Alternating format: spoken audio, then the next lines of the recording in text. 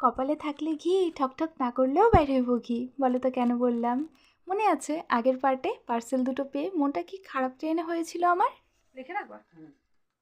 একটা শাড়ি, একটা ব্লাউজ, একটা কুর্তি, একটা জামা।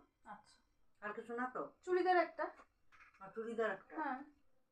এই শীতের রাতে দুজনাই মিলে বেরিয়ে পড়ছি টেলুর দিদির বাড়ির উদ্দেশ্যে। কেননা সামনেই তো সরস্বতী পুজো, আর ওই যে পার্সেলগুলি তো গতি করতে হবে এবার। এই জায়গার সামনেও চেপে যাবে। ও, ওটা হলো আলাদা মডেল।